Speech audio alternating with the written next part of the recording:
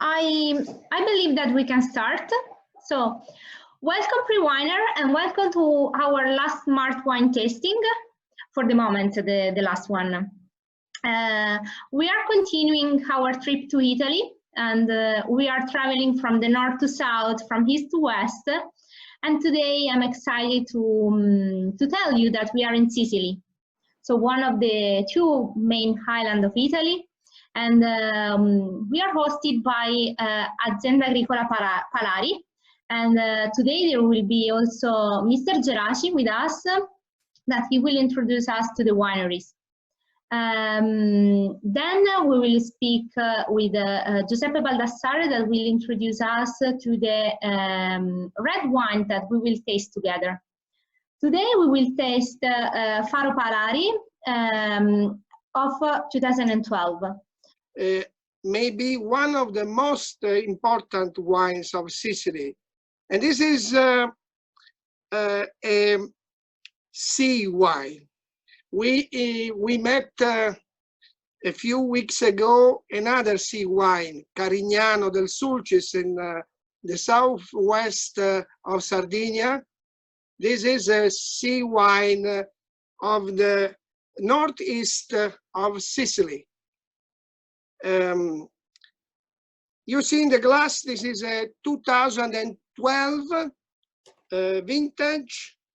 You see the color. The color is splendid. It's a garnet red with an aristocratic transparency. You see already in this similarity with the Pinot Noir.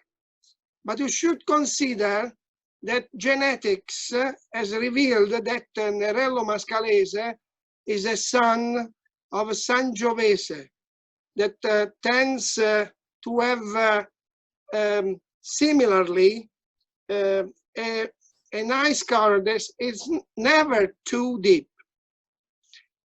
The color is marvelous, is aristocratic, and also the concentration of the wine is very important. But the nature of this wine can be guessed at the nose. The first impact you feel to smell earth is an earthy nose with notes of underbrush.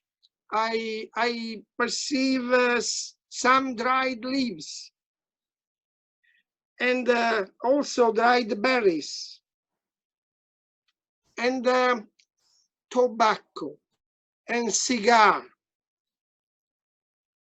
and an undertone of plum jam and black cherry macerated in alcohol, and a lot of spices, a subtle sweet spices like cinnamon, like pepper, and also some tones of graphite, mineral tones. I would say that there is also a refreshing wave of balsamic tones, especially eucalyptus and also some mint. So a very wide spectrum that you see evolves in the glass with time and changes.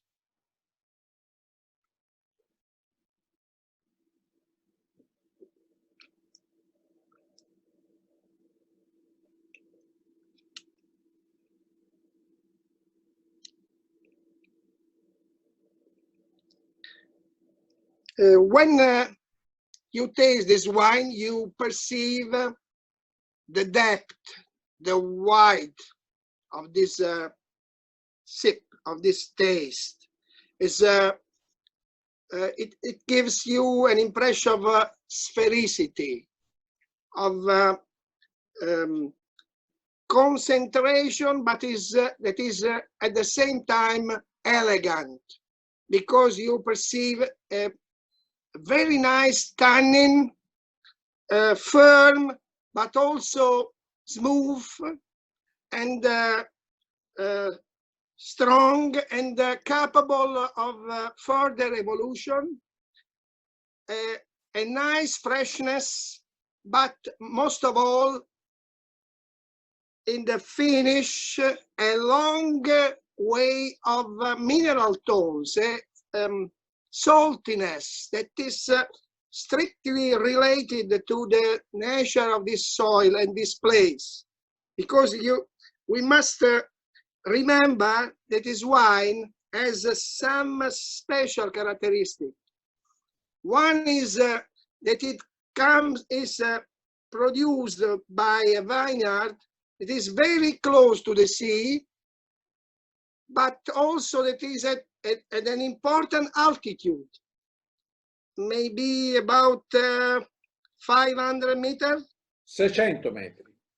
600 meters, and you are at 1.5 kilometers from the sea. So altitude and nearness to the sea, and a steep slope. So very important characteristic. And also the plants are alberello, these short plants that produce very low yields, that have the characteristic to resist, to defend the grapes from the winds and from the excess of hot. So splendid condition in this unique landscape, and you feel this landscape in the taste of this wine. It is extremely long, complex, rich, but also satisfying. It's a pleasure, a great pleasure to taste this wine. And if you connect the face of this wine, the smell, the taste, you have a unique architecture that is one splendid wine in which Nerello Mascalese is the most important column, is the body, and the other grapes contribute to bring this wine to its perfection. This wine has a long capacity of evolving and aging. I remember Veronelli was able to resemble this wine to a very important Burgundy wine. So really, this can be considered as a very southern wine that can emulate big, great wines, also of blasonated places in the wine world. And would be very interesting to have a vertical tasting of this wine, and you would discover that this wine has a long, very long way, and its evolution is full of surprises. In terms of food pairing, I would say,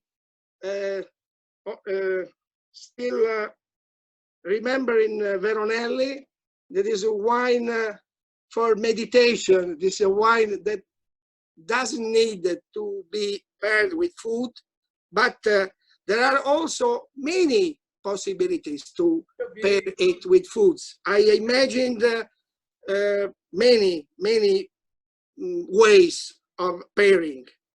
One is the traditional way I would try it with pasta alla norma, maybe, or with swordfish rolls that I like very much, or with a more sophisticated dish like tortelli with seasoned provolone, that is a southern cheese that you can age very, very well, and add black truffle to make the dish more sophisticated.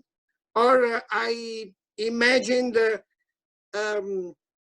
chickpeas with squid ragu, that is a Mediterranean dish, or pappardelle with wild boar ragu, or aged cheese, marvelous cheese.